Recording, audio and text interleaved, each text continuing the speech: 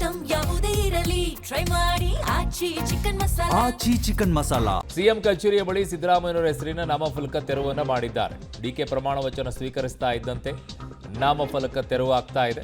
ಅದು normal procedure. So DK Shivakumar ಹೆಸರಿನ ನಾಮಫಲಕವನ್ನು ಅಳವಡಿಕೆಯನ್ನ ಮಾಡಿದ್ದಾರೆ. ಈಗ ಸಿಎಂ ಕಚೇರಿ ಬಳಿ ಸಿದ್ದರಾಮಯ್ಯವರ ಹೆಸರಿನ ನಾಮಫಲಕ ತೆರವಾಗಿದೆ. ಡಿಕೆ ಶಿವಕುಮಾರ್ ಅವರ ಹೆಸರು ಅಲ್ಲಿ ಸೇರಿಕೊಂಡಿದೆ. ಡಿಕೆ ಶಿವಕುಮಾರ್ ಈ ಕಡೆಗೆ ಪ್ರಮಾಣ ವಚನ ಸ್ವೀಕಾರ ಮಾಡ್ತಾ ಇದ್ದಂತೆಯೇ ಆ ಕಡೆಗೆ ಸಿದ್ದರಾಮಯ್ಯನವರ ನಾಮಫಲಕವನ್ನು ತೆಗೆದು ಡಿಕೆ ಶಿವಕುಮಾರ್ ಅವರ ಹೆಸರಿನ ನಾಮಫಲಕವನ್ನು ಅಲ್ಲಿ ಅಳವಡಿಸಲಾಗಿದೆ. ಸಿಎಂ ಕಚೇರಿ ಇದು ವಿಧಾನಸೌಧದಲ್ಲಿ ನೋಡ್ತಾ ಇದ್ದೀರಾ. ಡಿಕೆ ಶಿವಕುಮಾರ್ ಮುಖ್ಯಮಂತ್ರಿ ಇದಕ್ಕೋಸ್ಕರ ಕಾಯ್ತಾ ಇದ್ದರವರು ಸುದೀರ್ಘ ವರ್ಷಗಳವರೆಗೂ ಕೂಡ ಅತ್ಯಂತ ತಾಳ್ಮೆಯಿಂದ ಇದ್ಕೊಂಡು ಇವತ್ತು ಪ್ರಮಾಣ ವಚನ ಆಯಿತು. ವಿಧಾನಸೌಧದಲ್ಲಿ ಸಿಎಂ ಕಚೇರಿಯಲ್ಲಿ ಹೆಸರು ಕೂಡ ಬಂತು. ಇವಾಗ ಅಂದುಕೊಂಡಿದ್ದೆಲ್ಲವೂ ಕೂಡ ಸುಲಲಿತವಾಗಿ ಡಿ ಕೆ ಶಿವಕುಮಾರ್ ಅವರಿಗೆ ಆಗ್ತಾ ಇದೆ. ಅವರು ನಂಬಿದ ರೀತಿಯಲ್ಲಿ ಪ್ರಾರ್ಥನೆಗೆ ಫಲ ಸಿಕ್ಕಾಗಿದೆ.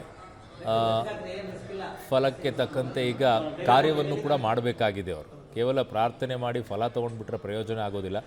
ಆ ಫಲವನ್ನು ಈಗ ರಾಜ್ಯಕ್ಕೆ ಹೇಗೆ ಹಂಚ್ತಾರೆ, ಯಾವ ರೀತಿಯಾಗಿ ಹಂಚ್ತಾರೆ ಅನ್ನೋದನ್ನು ನೋಡಬೇಕಾಗಿದೆ. ಸೊ ಅದರ ಮೂಲಕವಾಗಿ ಮುಂದೆ ಮತ್ತೊಂದು ಪ್ರಸಾದ ಸಿಗುವಂಥ ಸಾಧ್ಯತೆ ಇದೆ ಪ್ರಾರ್ಥನೆಗೆ. ಅದೇ 2 ವರ್ಷ ಟೈಮ್.